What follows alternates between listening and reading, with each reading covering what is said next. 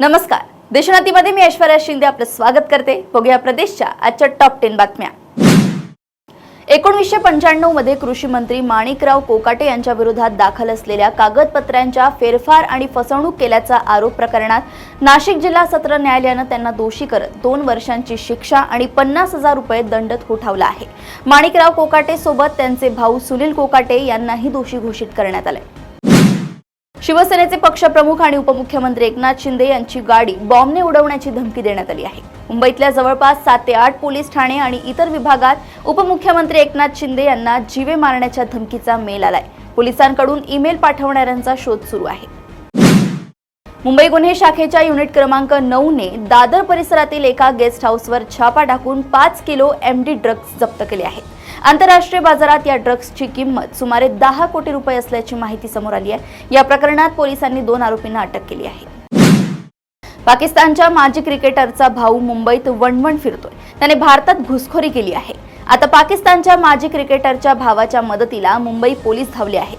पाकिस्तानचा माजी क्रिकेटर अनवर खानचा भाऊ नादिर सध्या पोलिसांच्या नजरकैदेत आहे। नेपाळमध्ये फसवणूक झाल्याने नादिर खान भारतात आल्याची माहिती मिळते। राज्यात सध्या मुख्यमंत्री लाडक्या बहीण योजनेची जोरदार चर्चा सुरू असताना नागपुरातील लाडक्या बहिणींचा आगळा वेगळा पॅटर्न चर्चेत आलाय। नागपुरात लाडक्या बहीण योजनेतील लाभार्थी असलेल्या 3000 महिलांनी एकत्र येऊन महिला सन्मान क्रेडिट कोऑपरेटिव्ह सोसायटीची स्थापना केली आहे। या सोसायटीच्या माध्यमातून 30 लाखांचा निधीही या लाडक्या बहिणींनी उभा केलाय। राज्यात हाय सिक्युरिटी नंबर प्लेट संदर्भात मोठ्या प्रमाणावर चर्चा सुरू आहे। 2019 पूर्वीच्या वाहनांसाठी ही नंबर प्लेट सक्तीची करण्यात आली आहे। मात्र या निर्णयाविरोधात महाराष्ट्र नवनिर्माण सेना आक्रमक झाली आहे।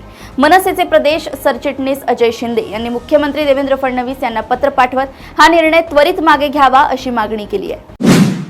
प्रदेश काँग्रेसमधील फेरबदलांची अनेक महिन्यांपासून चर्चा सुरू होती। प्रदेशाध्यक्षपदी बुलढाण्याचे हर्षवर्धन सपकाळ यांची नियुक्ती करण्यात आली आहे।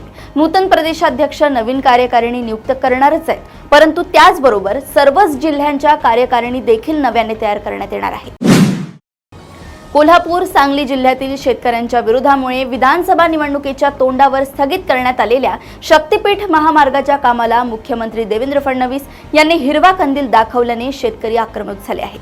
आता या शक्तीपीठ महामार्गावरून कोल्हापूर जिल्ह्यातून 12 जिल्ह्यातील 12 मार्चला एल्गार करण्याचा निर्णय घेतलाय। 12 मार्चला शेतकरी आझाद मैदानात धडकणार आहेत। इंडियाज गॉट टॅलेंट शो मध्ये वादग्रस्त विधान केल्या प्रकरणात महाराष्ट्र सायबर सेलने अभिनेता रघुराम, कॉमेडियन देवेश दीक्षित आणि यूट्यूबर शाश्वत माहेश्वरी यांचे जबाब नोंदवले आहेत। याबद्दल महाराष्ट्र सायबर सेलकडून माहिती देण्यात आली आहे। परळीतील महादेव मुंडे यांची निर्घृणपणे शहरातील तहसील कार्यालयासमोरील मैदानावर हत्या करण्यात आली। खुनाला 15 महिने उलटले तरी आरोपी फरार आहे। मुंडे कुटुंबियांनी या प्रकरणात आक्रमक भूमिका घेतल्यानंतर आता या प्रकरणाच्या तपासाची चक्रे वेगाने फिरताना दिसतात। एसआयटी कडून परळीतील 50 जणांची झाडाझाडती करण्यात आल्याची बातमी समोर येत आहे। प्रदेशातील अशाच टॉप 10 बातम्या जाणून घेण्यासाठी बघत रहा देशोन्नती। नमस्कार। ठळक घडामोडींसाठी देशोन्नती न्यूज चॅनलला सबस्क्राइब करा आणि बेल आयकॉन प्रेस करा।